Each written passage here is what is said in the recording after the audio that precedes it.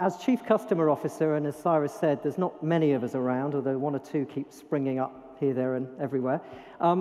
The objective of the job is very much to ensure that, from a senior leadership perspective, the customer is at the heart of the discussion. It's at the heart of the creation of the strategy. It's at the heart of the decision-making that takes place throughout the ebbs and flows of any business year. Particularly when you look at an airline business, which I'm very familiar with, you kind of ebb and flow into an organization that predominantly is run by the CFO, or an organization that's predominantly run by the COO, so the guy that runs the train set, and the customer quite often gets a little bit lost in the middle somewhere. So within our business, as we embarked on our major transformation, customer needed to be at the heart of what we were all about, as indeed did the brand. So what I'm going to talk about today is our journey, the transformation of Virgin Australia, or rather Virgin Blue into Virgin Australia, our story, some of the things that we felt were central and instrumental in bringing change to life, not only externally from a guest point of view, but internally from a colleague point of view. And also, really, what are the key customer service lessons that were at the heart of the framework that we put together? Because there are a few. None of them are particularly rocket science in any way, shape, or form. So I hope the story not only gives you a sense of probably what you know, but also gives you a few insights into probably what you don't know. And there could be some things in there for you that inspire you in your business from the perspective of change or transformation that you're thinking about doing, you're embarking on, you're midway through it, or you're nearing the end of it. If you kind of want to know where you want to go, and you're setting your vision, and you've really got this compelling, real focus on what success looks like, it is always important, I think, to stand back and reflect on where you've come from. And from the Virgin brand point of view, you don't actually look back to when Virgin Blue started in 2000. You actually need to canter back to 42 years ago, to London in 1970. And really what happened then, as most of you will know the origins of this, was an observation. And the observation was by this guy with a beard called Richard Branson. The observation was that music was an increasingly powerful force, and it was actually changing the world in a lot of ways. But it was also very expensive, and therefore not very accessible. A couple of years after that observation, the first Virgin business emerged, which was a mail-order company designed to sell cut-price records to the general public and open up that market, which for so many was not affordable and not accessible. And out of that little acorn came Virgin the brand in the music industry, which became the biggest independent record label in the world. You probably know that one. Fast forward a little bit further. The same thing happened when Virgin embarked into the airline environment. And of course, the first airline was Virgin Atlantic. What was the observation? Well, the observation was customer service was at best hit and miss. It could be outstanding, but it could be dreadful. And Richard was stuck in Puerto Rico with 50 other people because American Airlines cancelled the flight, and there was no way of getting out. So probably, more indications of the entrepreneur that he always has been. He decided to charter an airplane and charge $39 to everybody that couldn't get on the American Airlines flight, and flew everybody out of there. And the observation was that you could actually offer brilliant service at a very, very affordable price and deliver something that people really, really needed. Out of that, 2 years later, a 747 was born, and Virgin Atlantic took to the skies, transforming customer service out of the UK and out of the US. And 25 years on, it continues to shake things up. So when you kind of look at those observations, it's no surprise that when our forerunners at Virgin Blue were very much in the chair and were considering setting this business up with Richard, there was an observation. And the observation in this market was aviation very much was a cozy carve-up between two players. Massive country, a fair few people within the population, but air travel, as we all remember, was not that affordable.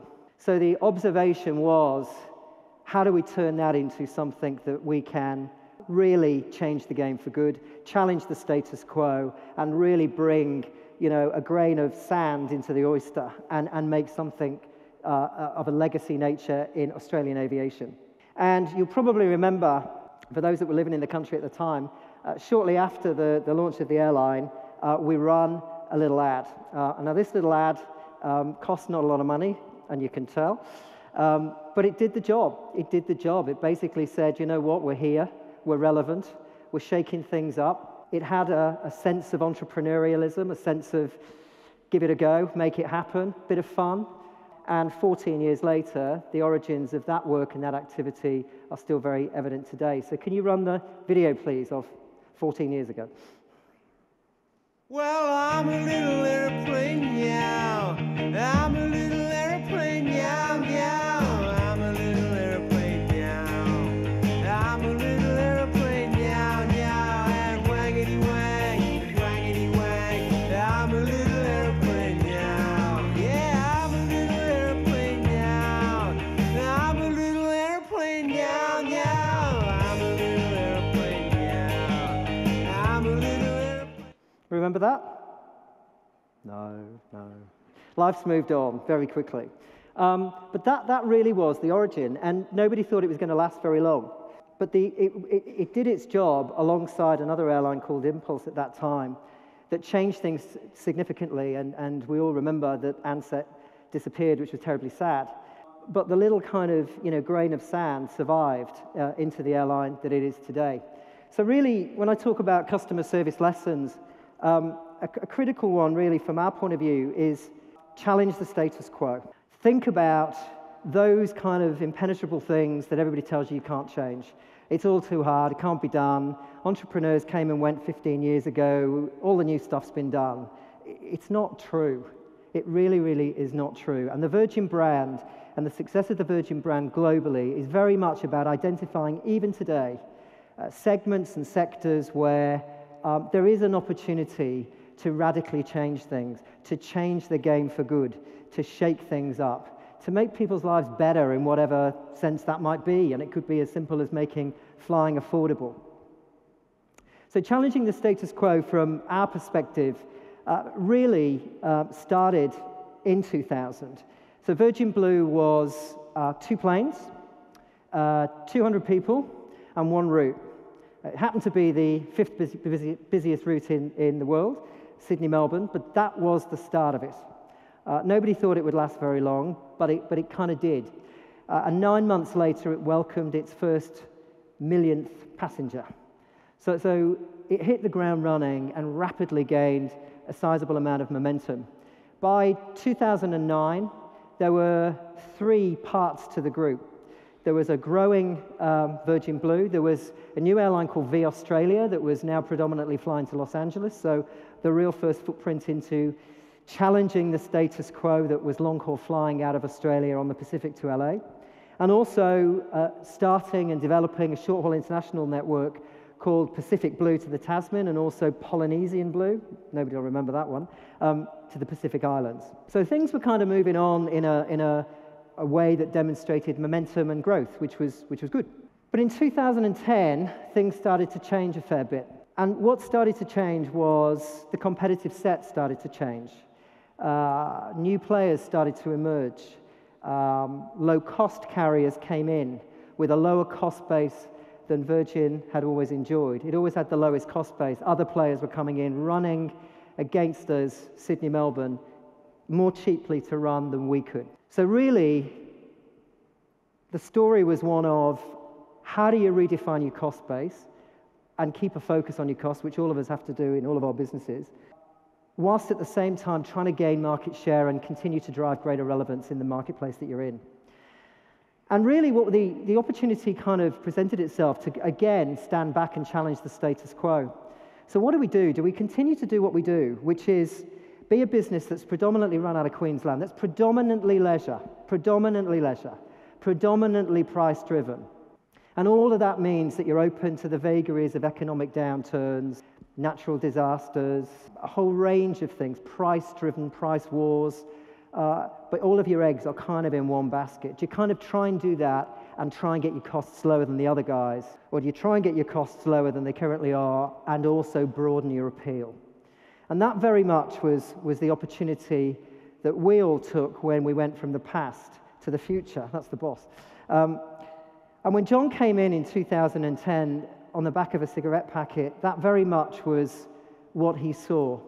He saw a spiral to the lowest common denominator in the market that we were in, and he saw no competition for 10 years in the government, business, premium end of domestic Australia, predominantly.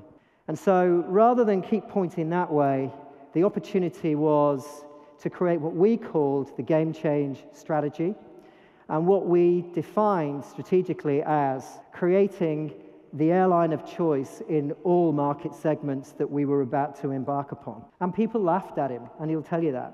People laughed at him. The die's cast, it's already set. People have tried and failed. People have come and gone. It's not going to happen. It's not going to work. Stick to the knitting. Stick to what you know best as a low-cost budget carrier.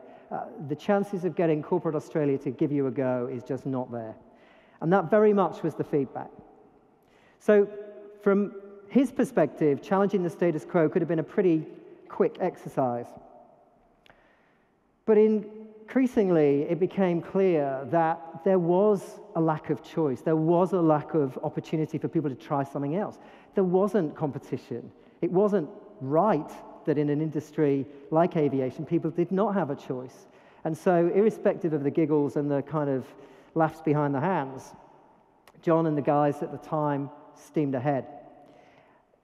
The future that was articulated at that time with all the giggles was very much around creating a vision to be the best customer-led organization, the best customer-led airline in Australia. Compelling.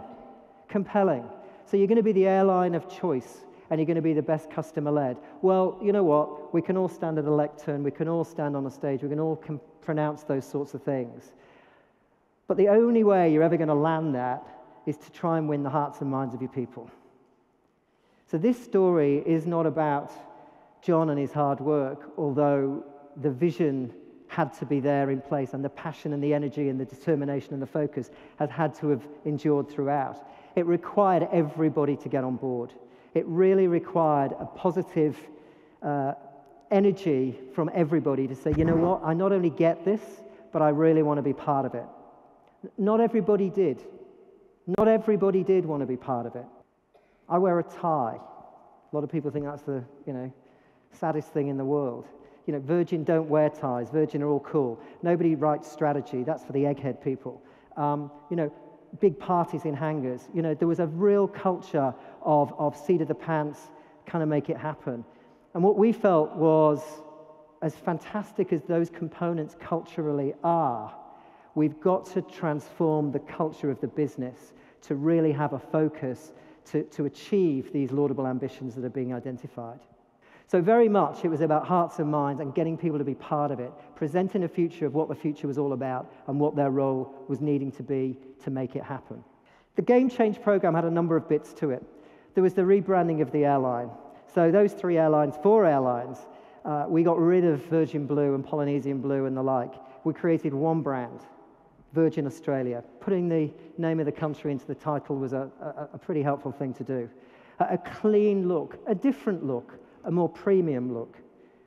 Ensuring that the brand kind of permeates through everything, which previously it hadn't done, was a pretty important component on this. And how it weaves itself through the kind of weave and weft of the customer experience from soup to nuts. How it all looks, feels, touches and tastes. You can't do it overnight.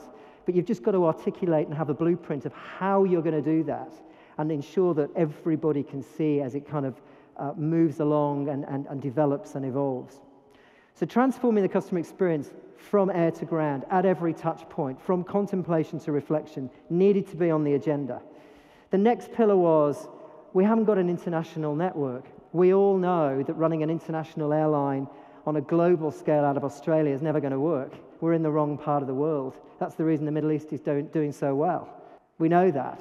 But if you can partner, if your proposition is strong enough and you can partner with four of the best airlines in the world who've got a very symbiotic customer service nature and a very kind of powerful brand attributes in their own market, then actually your footprint can extend pretty quickly. So we partnered with four airlines pretty early on. Air New Zealand, national flag carrier. Delta, Whatever anybody thinks of American carriers in general, Delta, we would consider to be the best, or one of the best, certainly. Singapore Airlines, well, we all know about Singapore Airlines. They wrote the book. And Etihad, new, emerging, again in its own market, changing the game for good. So very much extending our relevance and footprint to corporate Australia and to leisure Australia was very, very important. Introducing new fleet types. We had some planes that didn't make any money. We're never going to make any money. We needed to extend our footprint into regional centres where, again, there's no competition. There was no competition. So we brought in some ATR propeller aeroplanes that meant that we could operate at a cheaper seat mile cost than the competitor.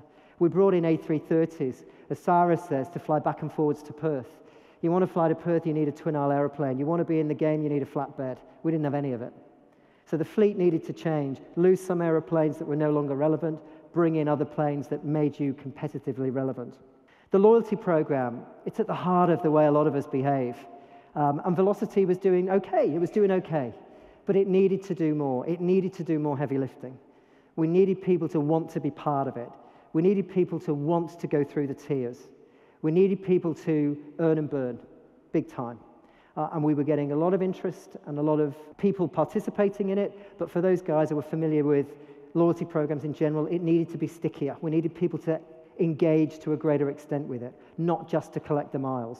And the Velocity program now, our membership grows by about 1,500 to 1,800 a day, and we're well north of 4 million, which is good.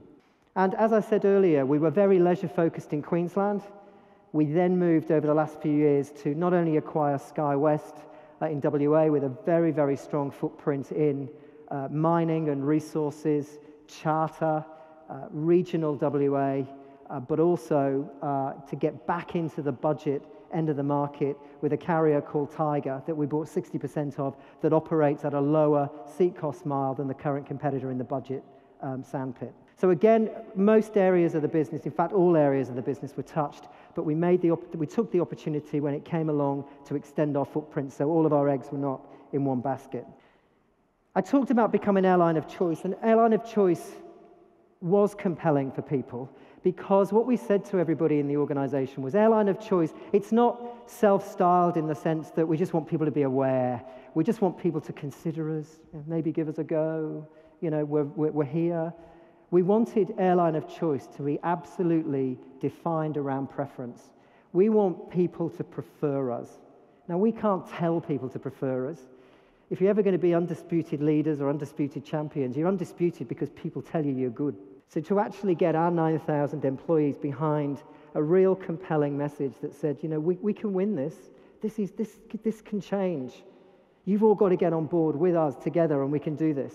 And it's about driving preference. So becoming the airline of choice in all market segments was very much the compelling message. And I remember when I joined the business, which was nearly 3 years ago, you know, I could talk to the guys on the ramp, the baggage guys, and I could talk to the check-in team, and I could talk to my cabin crew, and I could talk to the contact centers. They all knew Game Change, and they all knew airline of choice, and they all knew best customer-led. It didn't need roadshow presentations. They kind of got it. And one of the key things that helped them get it was it touched them. It touched their job. It touched their lives. The first cab off the rank was not only the corporate identity, but it was a new uniform. Shoulders went back, heads went up. People felt differently getting ready for work. They felt that they were on a journey, and they felt that their contribution was very, very clear. And so the real double whammy that you get in changing the corporate look and feel internally was a very, very palpable step change for the business. The interiors of the aeroplane were designed with the red dress in mind. They weren't designed in an independent kind of way. The left was fine for then. The right needed to say to corporate, premium leisure and business purpose in Australia, you know, we're open for business. You need a quality environment. You'd like a cabin that's a nice environment to be in. We need to change it all. We had 1 or 2 lounges. They weren't very good, actually. You paid to use them. That actually contributed to the costs of the company going up, but people didn't really value them. But lounges are a really necessary part of the travel that most of us do all the time, most weeks, up and down, all over the place in Australia. And we've now got 10 lounges across the network, and we're continuing to put more in this year. Interestingly, the kind of things in my in tray are not all about brand new stuff. It's actually revisiting stuff we've done. So those of you that have given us a go and have traveled through Melbourne, you've just seen that we've doubled the size. We've gone from 350 to 660 seats. We've doubled the size in Sydney, 2 tiers. We're doubling the size in Brisbane. I apologise for Brisbane. There are no windows at the moment, but give us 6 months. It's going to be uber and fantastic. But we're extending it, building it, and developing it because people are giving us a go and they're coming back. And our teams can see that. They can see that the game is changing, that actually they are making a difference and people are coming back and trying us again and again, which is good. Food was not necessarily at the heart of what the business represented. Working with Luke Mangan and his team, you know, we want to be famous for food. We want to develop the food proposition. We really want to move beyond just redefining the airplane environment, but the experience has got to lift as well. And certainly with what we've done on long haul and where business class has got to, with some pretty exciting things happening domestically in economy as well. You know, Luke has been very instrumental from a talent point of view, getting people in the business to think differently and to really raise our game. We put a business class, I think we're probably the only airline that put business class in the last few years. Everybody else has been stripping it out.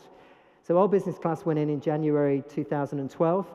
Again, it was a very important component if we were going to influence the share of wallet in this country, if we were going to influence corporate Australia.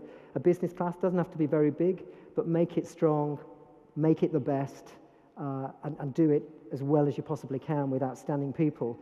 Again, is a beautiful brand signature that demonstrates the broader appeal that we are trying to project to everybody that we are trying to attract. I talk about Perth, the 777s to LA and to Abu Dhabi. You know, you want to be in the game, you need a flatbed. You know, we get terrific responses on our Perth service, as Cyrus knows. Thank you, Cyrus. We'll need lots more of you, please, to give it a go. And it's a fantastic proposition. You know, dedicated crew, trained to a very deep level, performance managed with very defined brand standards and signatures. You know, and the wide-bodied A330 has really given us a very, very positive foothold, which is terrific. The strategic alliances, it's not only about the network it provides, but it's also about the reach it's given our Velocity program. The network is extended not simply through more flying, but also more lounges. Premium tiers in Velocity get premium lounge access. All of the KrisFlyer members, the Etihad program members, the Delta program, Air New Zealand, they all earn and burn on Virgin, which is fantastic. And our customers do exactly the same on their metal as well. So again, there's a far more strong and broadening proposition that sits within Velocity that's really, really amplified the contribution that Velocity can make. And we all know that a strong and effective frequent flyer program is very instrumental. From a product development point of view now, the origins of the brand came out of entertainment in 1970. We weren't very good at entertainment. The Virgin brand was, we weren't.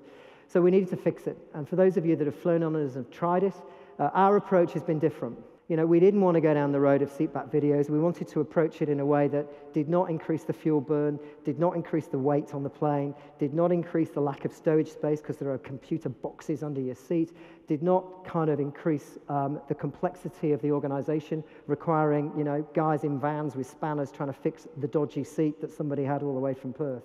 We moved away from that and became the first Asia-Pacific carrier to drive a in-cabin Wi-Fi entertainment proposition through your own devices. And what we capitalized on was the fact that in this market, as all of you know, and certainly as Optus knows, 90% of our customers have got one smart device, and 70% have got two.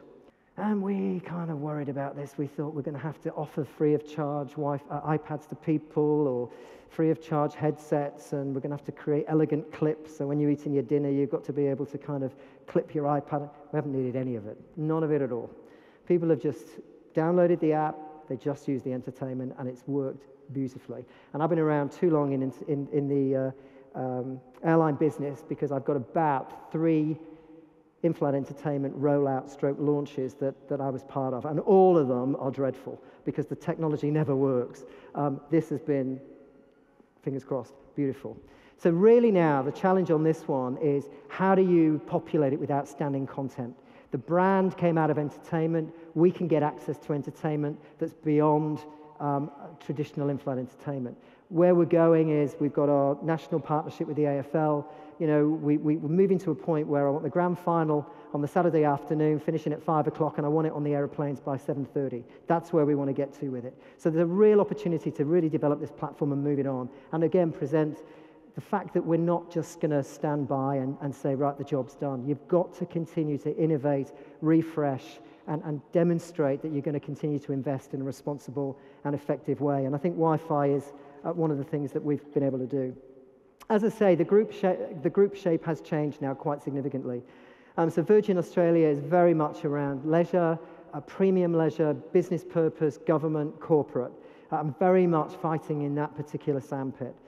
Tiger is growing, doing its thing in a very, very price-driven market and doing a good job. All of the issues with Tiger from a brand point of view 3 or 4 years ago, you know, have started to move quite significantly and in the most positive sense of the word. Acquiring SkyWest meant that we created what we call VARA, Virgin Australia Regional Airlines, and we've now got a strong foothold in both WA and regional Queensland, and we want to grow that. Because again, when we go into markets in regional Australia, we reduce prices by 30%. We bring choice back that has not been there for a long time. So it's a really, really strong component of extending our brand footprint that we can really bring in choice, but affordable flying for people that previously have been denied it. I talked about having a very kind of single-minded strategy, airline of choice. I talked about being best customer-led. And a manifestation of both of those things is for everybody to think customer, whoever you are. I want the finance guys to think customer. We can all slash and burn. We can all slash and burn. Cut your costs and do whatever without due regard for what your broader customer proposition is all about. You can do both. You can do both. You just need to be aligned on it. So I don't care whether you're customer facing, I don't care whether you're customer impacting or you support the front line who deliver to customers. Everybody needs to think like that. Everybody needs to think like that. And that's not been easy for a lot of people over the years because that's not the reason that they were employed. And part of that kind of reshuffling pack that went on to a limited extent was people just didn't kind of think like that. They couldn't think of anything worse than talking to a customer, and now they do. And so really, bringing to life a think customer proposition through the business has been really, really important. So really the customer service lesson 3 here is around a clear customer service vision, and I'm sure like lots of your businesses, but we just simply didn't have it. We had some research 3 or 4 years ago, but nobody kind of read it, nobody kind of did anything with it. Trust me, our research is at the heart of a lot of the dialogue that goes on in the business and the narrative within the business. So cabin crew today will know by the end of this week on flying that they've done what the warmth, welcoming, greeting, professionalism, attributes of our research model actually are telling us. Are we up? Are we down? And if we're down, what do we need to focus on? What's the feedback that we've got? It's not a carrot and a stick thing whacking people. It's to say, look, we've got some real life data here. I know it was busy. I know there was a lot of disruption, but we've kind of taken our finger a little bit off the pulse there, or we've done an outstanding job. So getting the data to the front line so everybody knows what their contribution is, has been, and what we all need to do to kind of stay massively on brief is important. You've also got to celebrate success. And our brand program that we've set up, our brand ambassadors, is very much about customers, colleagues, team members, peers, bosses, whatever it is, nominating absolutely outstanding above and beyond reflections of what the brand represents. And I don't care whether you work in the safety department or you work in catering or you're a cabin crew member, I don't care what it is, but you embody what the brand is all about. You're making decisions, you're really unlocking your level of engagement, you want to be part of a success story, you're going above and beyond. And trust me, I'm sure it's the same in your businesses. It breaks your heart when you read some of the stories and you think, I can't believe somebody did that, that's remarkable. So celebrating success, I think, is a huge, huge component to all of this. And everybody's terribly busy and everybody can kind of forget it. But engagement is hugely important. Lesson 4. Celebrate your success, help drive the engagement of your individuals. Help drive the engagement of your individuals. We are fortunate because our predecessors, our teams today, the leaders in the organization, collectively together, we're in the top quartile of most engaged companies, which is a great place to be. We rue the day we lose that. That's saying that in the top quartile of companies globally, people fall out of bed in the morning to strive for customers. That's what they do. And you've got to continue to earn that. Everybody has got to continue to earn it. Never take it for granted. Celebrate success, reward and recognize people who are doing a brilliant job. Showcase brilliance. Serve notice on mediocrity. That's what you've got to do. That's what you've got to do. And unlock the power of that level of engagement. You know, we run a little thing called iLab. And when we've got a particular initiative that we want to drive, we get the top 20 or 30 talented people in our organization who within their field, whatever they've done a brilliant job. And we've shoved them in a big brother house in Brisbane, and we say, right, we've got a real problem. We're rubbish at this, and we need some answers. We don't need to bring in whiz-jam kind of consultancy type people, sorry, Cyrus, all of the time. But we need you guys to think differently. And honestly, the output and the reaction and the energy levels has been really, really fantastic. So in absolute terms, you know, the talent that you're investing in really creates an opportunity to get payback into your business. You know, take the energy and use it in the most positive sense. Help people engage in building a better future that everybody is part of. How are we doing? We're doing okay. We're doing okay. The success that we're looking at comes from a number of different fields. We're fortunate to be the most attractive employer in the Randstad Awards within the aviation sector, which is great. In the most respected company piece, we're doing pretty well there. Best domestic travel, business travel airline. I'm really delighted that everybody's kind of achieved that, because we didn't even have a business class 2 years ago, and actually to be more than relevant and to win that, I think is a real reflection and celebration of the effort everybody's put in, and a number of other really powerful customer service awards there. So you know, awards are important. It celebrates everybody's success and demonstrates what everybody is there for.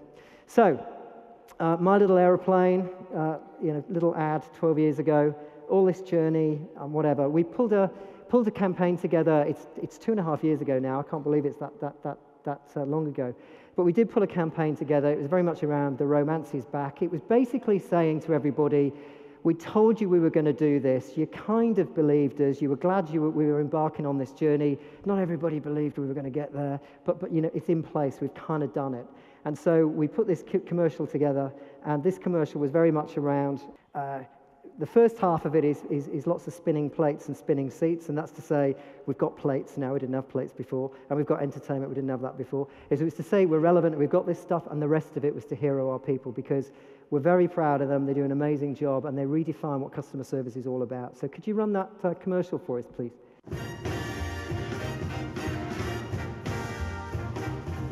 It's wonderful, it's marvelous. You should care for me. It's awful nice, it's paradise. It's what I love to see. You made my life so glamorous. You can't blame me for feeling amorous. Oh, it's wonderful, it's marvelous. That you should care for me. It's wonderful, it's marvelous. That you should care for me. That was 2.5 years ago, and when you do give us a go, and I hope you do, if you haven't already, you'll see a lot of those people. So Zoe, the hero lady there, she's check-in in Sydney, and there's a couple of other crew in there, and a lot of guys from the Brisbane team as well. But fast forward 2.5 years, I just want to finish with one last thing. It's only 30 seconds. But one of the things that we've done this year as we begin to extend the brand even further was that we were the naming rights sponsor for the Virgin Australia Melbourne Fashion Festival. So when I looked at our sponsorship portfolio, we were kind of a bit blokey. It was kind of V8 supercars, and it was AFL, and I know that's not blokey, but you know, it's kind of very sport focused. And we moved into arts and entertainment with Sydney Dance Company and Australian Chamber Orchestra and things like that. But stylish professional women was something we needed to embrace within our sponsorship portfolio. So we sponsored the Fashion Festival for the first time, which was absolutely fantastic. But at the start of each of the runway shows, we put this little clip together, which again is another Zoe, and she is a flight attendant with us now. But I think it just shows, even over the last 2.5 years, how again the image of the business has kind of moved on a bit. So if you could run that, that would be brilliant. Thank you.